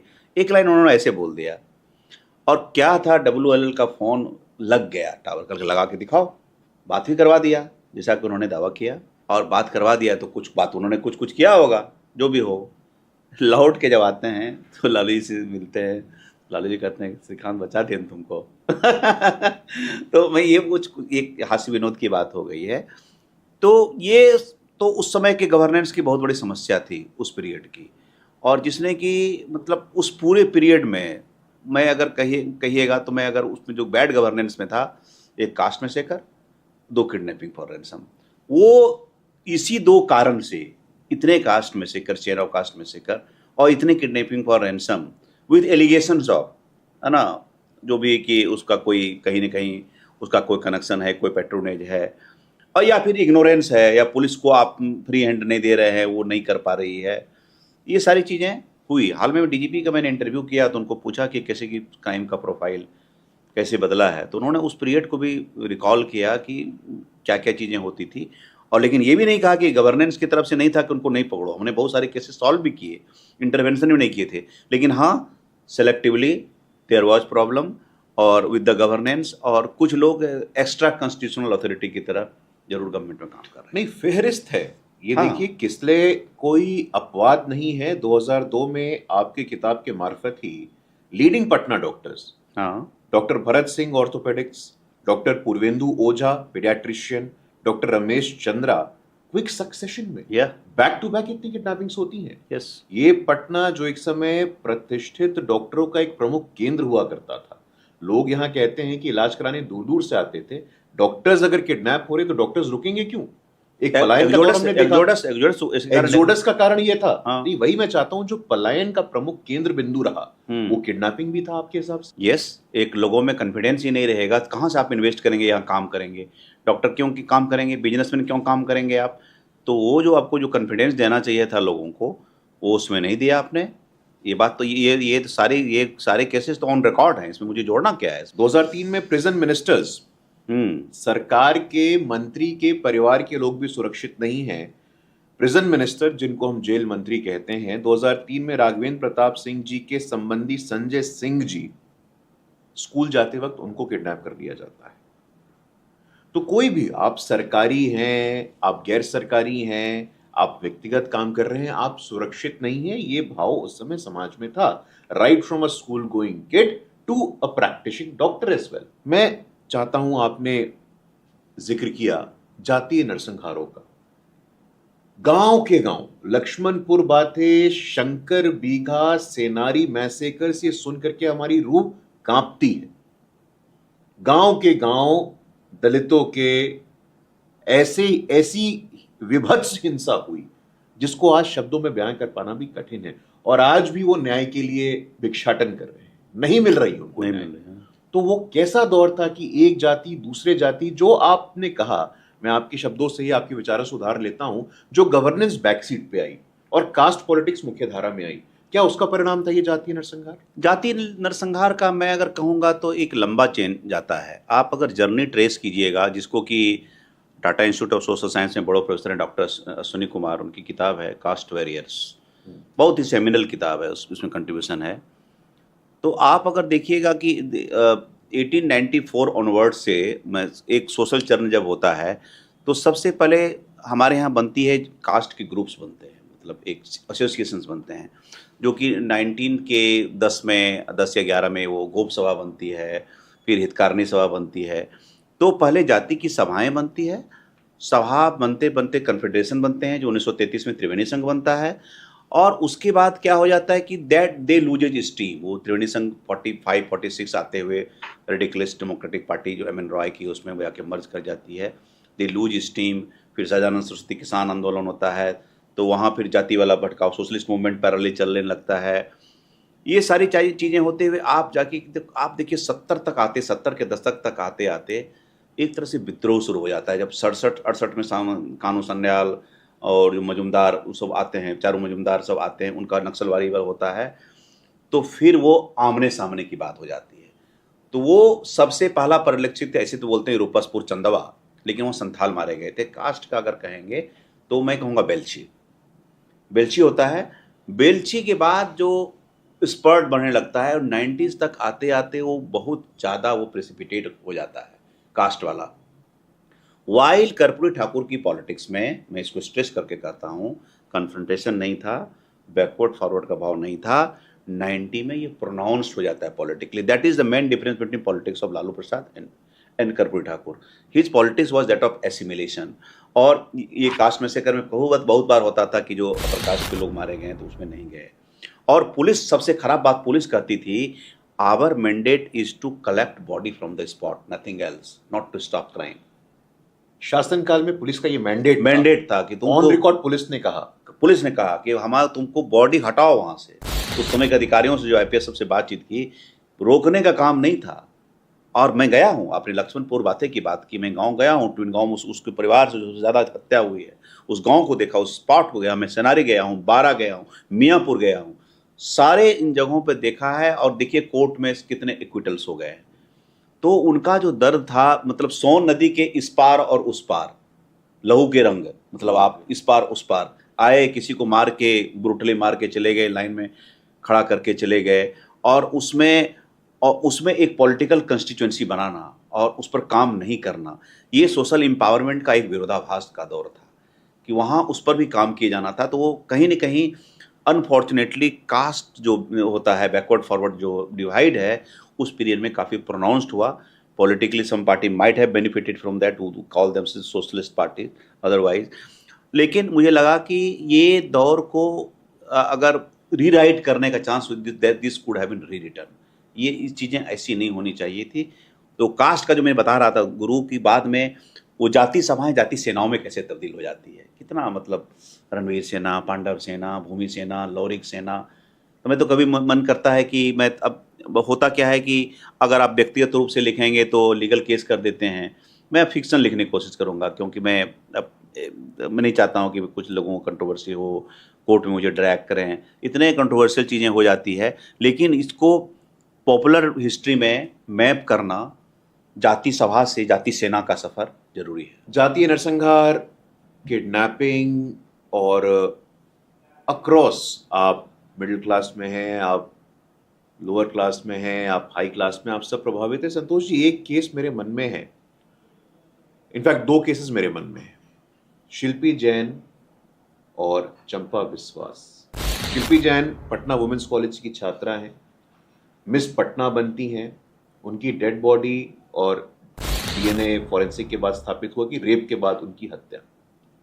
दूसरा चंपा विश्वास, आईएएस अधिकारी की पत्नी, इंस्टीट्यूशनल रेप, और उसके तार भी प्रमुख एस्टैब्लिशमेंट से जुड़ते हैं। ये केसेस आम नहीं, इसने बिहार वासियों की आत्मा को झकझोर के रख दिया था। एज अ जर्नलिस्ट आप कैसे देखते हैं इनको? आप उसी चेन में देखिए जैसे आपने किडनैपिंग, जातीय नरसंहार को एक्सप्लेन किया। ये दो बड़े इंपॉर्टेंट केसेस हैं, बराबर इसकी चर्चा होती है। किशोर कुणाल जी जो नहीं रहे, उनकी किताब दमन तक्षकों का, हाँ, उनकी जो ऑटोबायोग्राफी है, उसमें उन्होंने बहुत शिल्पी जैन वाले केस में जब उनको दिया गया है तो कैसे उनकी बॉडी को एक्सक्यूम करके वो इन्वेस्टिगेशन फिर से उसको करते हैं। और सैडली फॉर दोनों केसेस के लिए, चंपा विश्वास वाले केसेस में और इस वाले केसेस में, कोई डिस्पाइट ऑल द इंसिनुएशंस वो एक लॉजिकल कंक्लूजन पर नहीं पहुंच पाता है। लेकिन मुझे लगता है कि ये हॉन्ट करता रहेगा उस पीरियड में, जो भी रूल किए हैं उस पीरियड को, जो चीज़ें हुई है।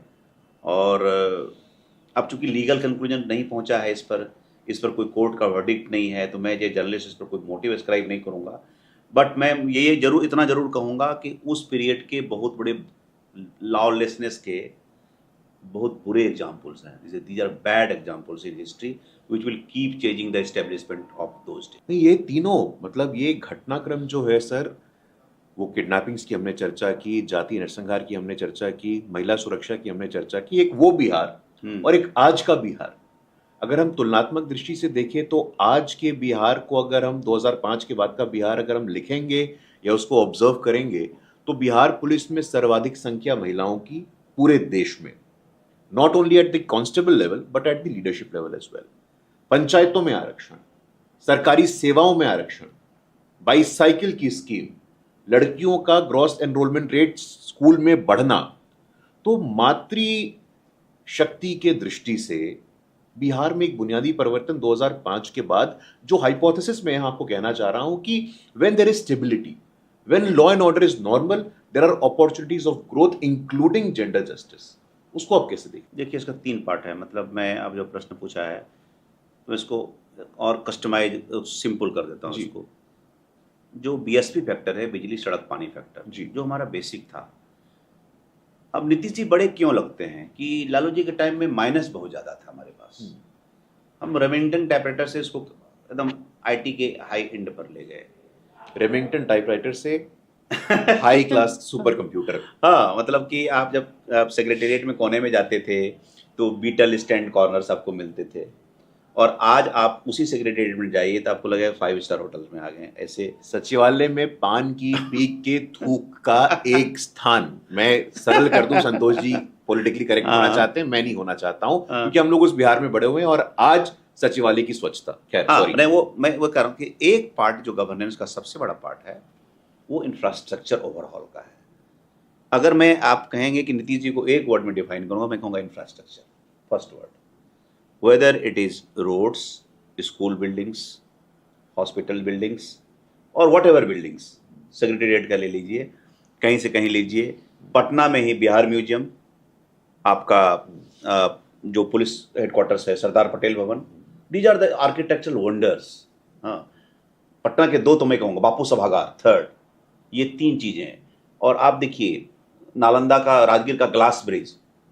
हाँ, हमारे जो लो हैंगिंग फ्रूट्स थे जो टूरिज्म, उस पर अब हमने काम करना, जिसमें कि इमेंस पोटेंशियल है। रवांडा जैसी कंट्री जो कि अभी कुछ दिन तक ग्रिफ स्ट्रिकन थी, वायलेंस स्ट्रिकन थी, और उसने किस तरह से टूरिज्म पोटेंशियल को रियलाइज करके इतना किया है, हमारे पास तो फैला हुआ है, वाइड स्प्रेड। तो that is one part. Coming back to your question, मैं भूल नहीं जाऊँ, मेरे प्रश्न क्या था, फिर से याद दिलाइएगा। महिलाओं की भूमिका, महिलाओं की भूमिका। तो first part infrastructure, second part social sector. Social sectors में मैं बराबर बोलता हूं कि to borrow from Sahwal Gupta, and I think he has also borrowed from someone, caste neutral constituency जो है ना, इसकी बात करते हैं। तो उन्होंने, नीतीश कुमार ने इस तरह से काम किया कि उन्होंने देखा कि इसको कैसे कर सकते हैं। तो 50% जो रिजर्वेशन था वो एक लैंडमार्क डिसीजन था। फर्स्ट टर्म में लोग डिराइड करते थे मुखिया पति, सरपंच पति, क्योंकि पति ही घूमते थे, उनको ही मुखिया समझते थे। और मैं गलत नहीं हूं तो भारत में ये करने वाली पहली सरकार हमारी थी, पहली सरकार थी। वो मुखिया पति सरपंच पति, मतलब मुखिया बनती थी महिलाएं, लेकिन उनके पति चलाते थे। तो शुरुआत के दौर में जी। तो नीतीश जी कहते थे ये सारी चीजें ठीक हो जाएगी। तो वो एक असर्शन आता है। फिर जो साइकिल वाली योजना है उसने क्रांति ला दी। पहले आप देखते हैं कि गांव में लड़कियों को साइकिल चलाते देखते थे तो लगते थे ये लड़की साइकिल चलाएगी, तरह तरह की फप्तियां फंसती थी। अब वो एक एम्पावरमेंट का, ट्रांसफॉर्मेशन का व्हील बन गई।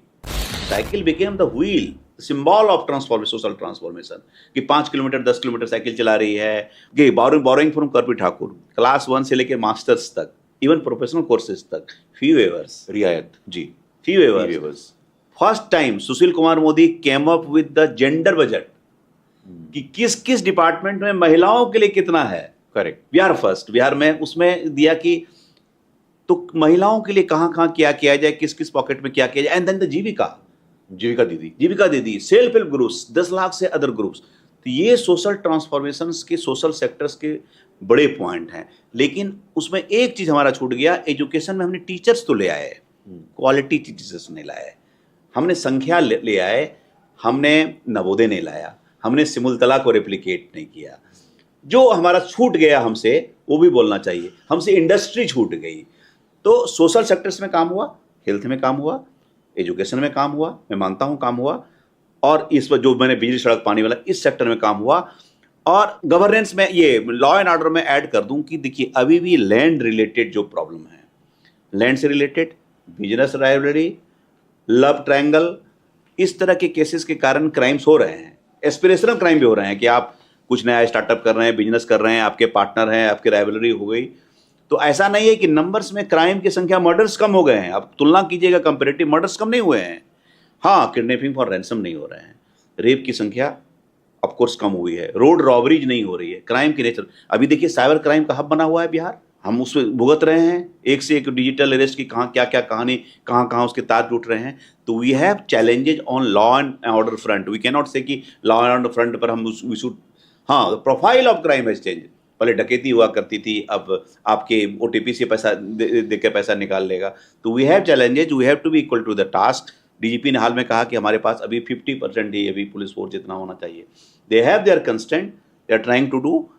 तो on law and order count it's a constant work. नहीं, गुंजाइश तो सुधार की हमेशा रहेगी। हाँ। मैं बिल्कुल आपसे सहमत मैंने दोनों क्राइम के हाँ, प्रोफाइल मैंने कंपैरिजन कर दिया। पूर्णता की ओर तो यात्रा है, ये कोई डेस्टिनेशन नहीं है, गंतव्य नहीं है, ये यात्रा है गुड गवर्नेंस की, जिसपे हम लोग चल रहे हैं जी। एक केस जो आउटलुक में एक खबर छपती है, CM हाउस में एक शादी उनकी बिटिया की, कई डीलरों के शोरूम में लगभग, ये आउटलुक के मार्फत में रिपोर्ट कोट कर रहा हूं, कई डीलरों के शोरूम से लगभग 45 नई कारें, 1 दर्जन दुकानों से लगभग 100 सोफा सेट और अन्य फर्नीचर, विशिष्ट शोरूम से 7 लाख रुपए के डिजाइनर सूट और कपड़े, लगभग 50 किलो ड्राई फ्रूट और अन्य किराना सामान, हजारों रुपए मूल्य के सामान उठा लिए गए। आप पत्रकार के रूप में इस घटना के प्रत्यक्षदर्शी थे और आपने अपनी पुस्तक में भी इस घटना को लिखा है।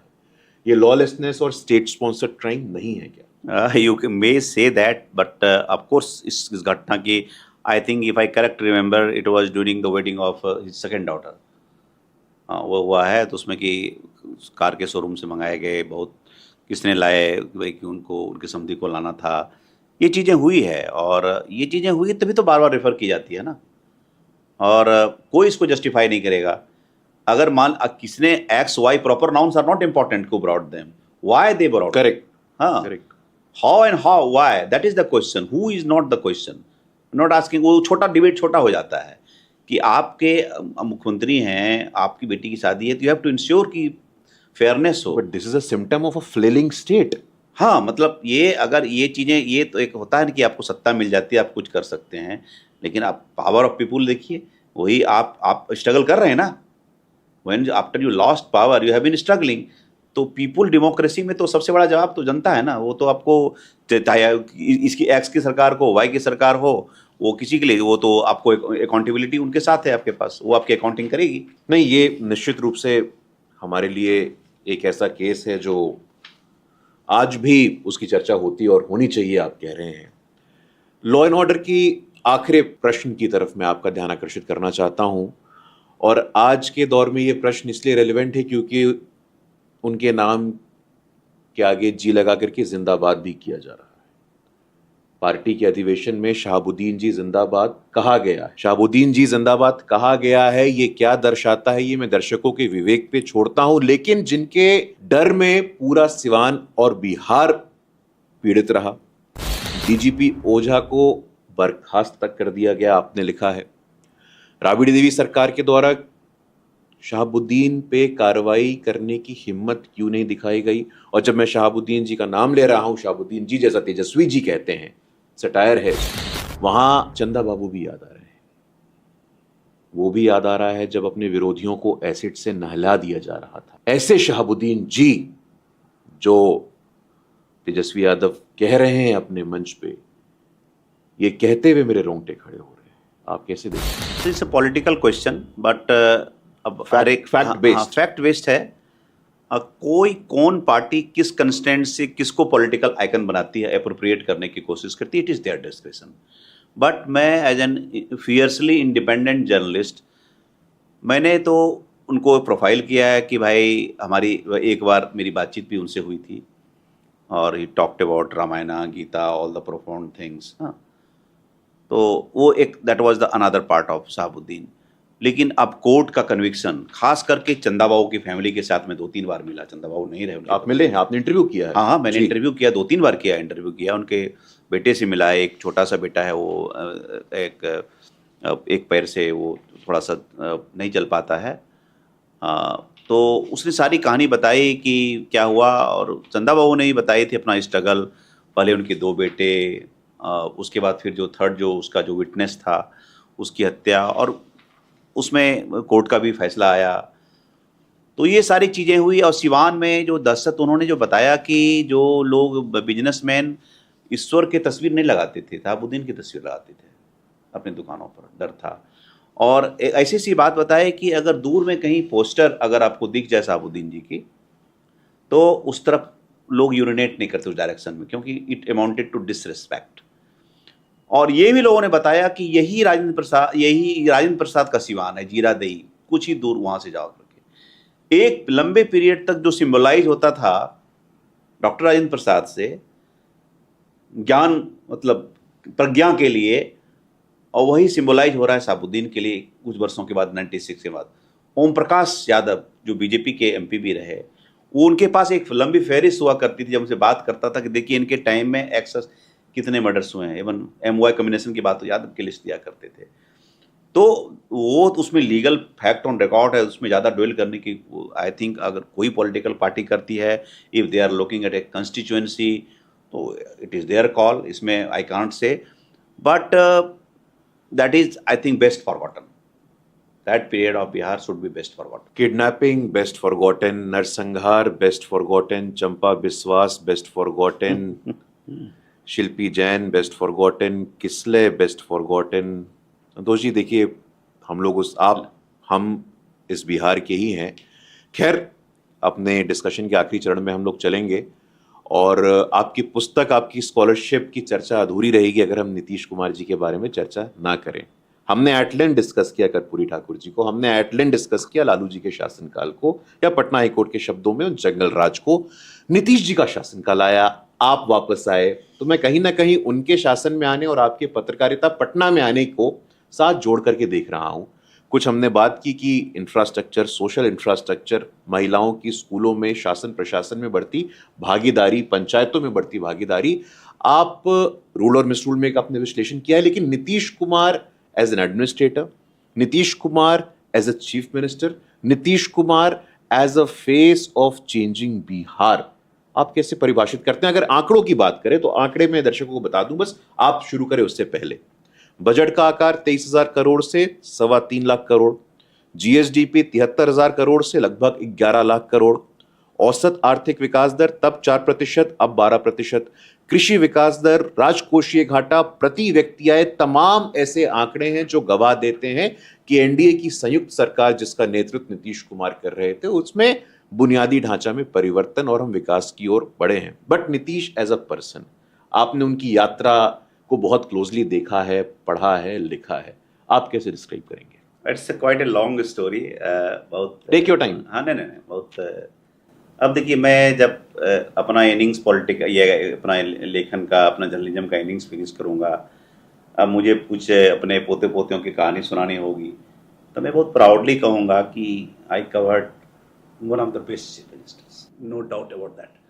अगर 4 मुख्यमंत्री मेरे दिमाग में आते हैं, doctor Shri Krishna Singh, the maker of modern Bihar, first chief minister of Bihar, 47 to 61, let me correct, उसके पहले प्रीमियर थे 37 to 39, 46 to 47, उसके बाद 47 onward to 1961 till his death. ठीक है, फर्स्ट प्रीमियर और प्राइम मिनिस्टर भी कहा जाता था Shri Krishna Singh ji, doctor Shri Krishna Singh, maker of modern Bihar. All the big industry, big thing you can think of, jute mill, sugar mill, educational institution, medical institution, Begusarai में 13 industry, hub of industry, real development man, जिन्होंने एक foundation man of the state.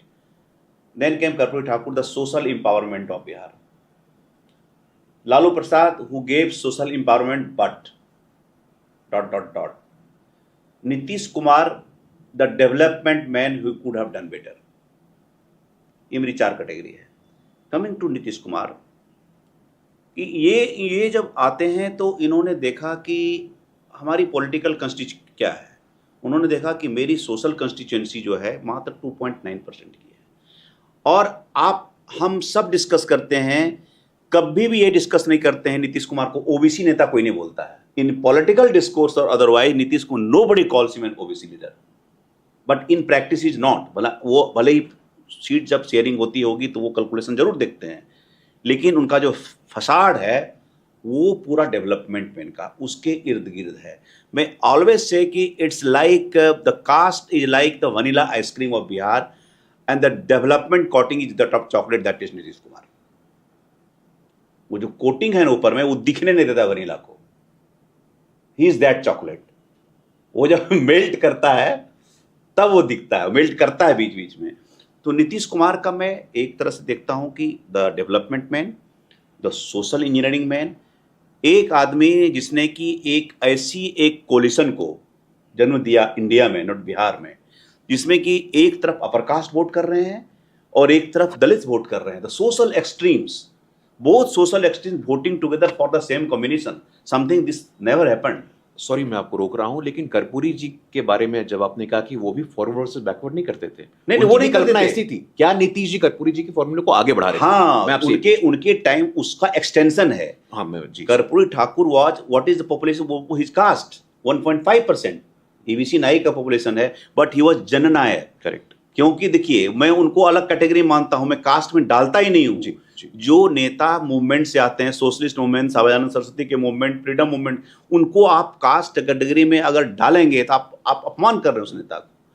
क्योंकि जहां जा रहे हैं उसकी जाति से ऊपर उठा हुआ है। वो तो जननायक थे, उनको तो 80 के बाद लोग ईवीसी बना दिया। 80 के पहले तो जननायक थे वो तो उनको स्ट्रगल करना पड़ा। जबकि वो जलेल तक भगोरा 86 के मैसेकर में जाते हैं और कोने में खड़े हैं बेचारे, और इनको विरोध होता है कि कहीं पिट नहीं जाएं।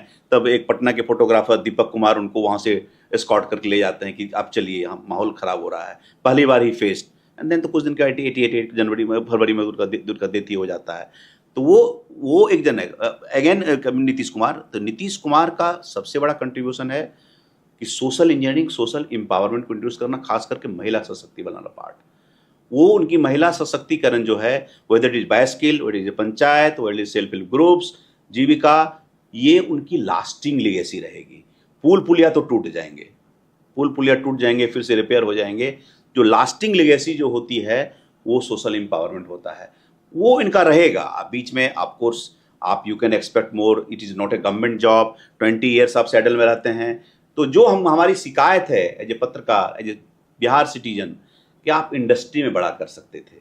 हमको आज मेरा बेटा अगर बेंगलोर में काम करता है तो वो आईटी यहाँ क्यों नहीं है, ट्रांस गंगा में क्यों नहीं, हाजीपुर में क्यों नहीं है? उसको बेल्जियम के क्लाइंट के लिए काम करना है, वो हम हैदराबाद का आईटी हब क्यों नहीं बन सकता है, गुड़गांव का क्यों नहीं बन सकता है? और हमारा है कि इतना बड़ा, मैं लो हैंगिंग फ्रूट की बात कर रहा था, इतना वास्ट पोटेंशियल है हमारे पास टूरिज्म का, जो हम अब एक्सप्लोर करना शुरू कर रहे हैं। ऐसी ऐसी जगह है, कैमूर का दुर्गावती जलाशय चले जाइए आप, मतलब भीम बांध मुंगेर का चले जाइए, या फिर अभी जो नवादा वाला जो आपका वाटरफॉल है, ककोलत है।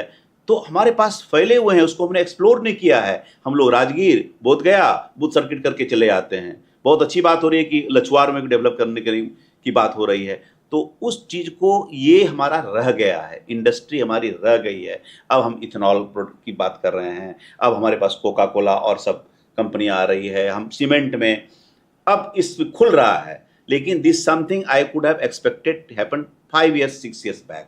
10 से 15 का फेज पॉलिटिक्स में चला गया।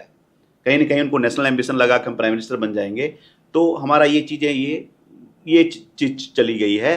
तो यही शिकायत है कि इंडस्ट्री में हम उसको एक बड़े ग्लोबल मैप पर ले जा सकते थे। इंफ्रास्ट्रक्चर में तो I proudly tell whosoever comes to Bihar, I also become investor for a file, कि भाई आप तो बिहार को बहुत कर्ज किए हो, you go to Bihar roads now.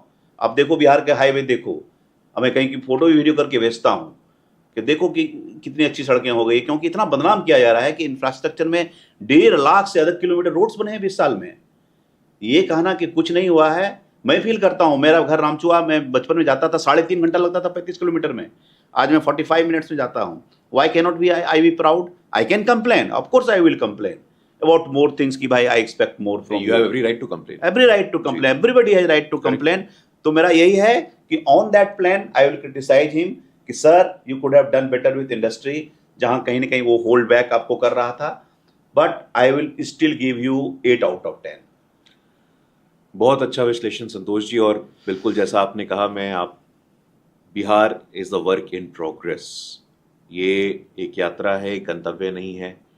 हम जयप्रकाश नारायण अंतर्राष्ट्रीय हवाई अड्डे का नया टर्मिनल देखें, आपने सड़कों की बात की, सड़कों के जाल की बात की, पटना से बिहार के किसी कोने में आप सेम डे जाकर के सेम डे आ सकते हैं। ये कहना कोई अतिशयोक्ति नहीं है, एकदम नहीं है। लॉ एंड ऑर्डर हो, जेंडर जस्टिस हो, ग्रॉस एनरोलमेंट रेट हो, social engineering, development and the requirement for more, ये बहुत सही परिभाषा आपने अपने अनुभवों से दी है। आप स्कॉलर, जर्नलिस्ट, पॉलिटिकल हिस्टोरियन, और मुझे लगता है कि बिहार को पढ़ने समझने के लिए एक निष्पक्ष, डिस्पैशनेट, ऑब्जेक्टिव साहित्य का अध्ययन करना हो तो आज से 100 वर्षों बाद भी, 150 वर्षों बाद भी, 200 वर्षों बाद भी, जब भी बिहार के इस काल की बात होगी तो निश्चित रूप से संतोष सिंह जी का नाम और उनकी पुस्तकें जरूर आएंगी। आप बिहार संवाद में हमारे साथ आए और मुक्त चिंतन में कहता हूं, मुक्त होकर के हम लोगों ने संवाद किया,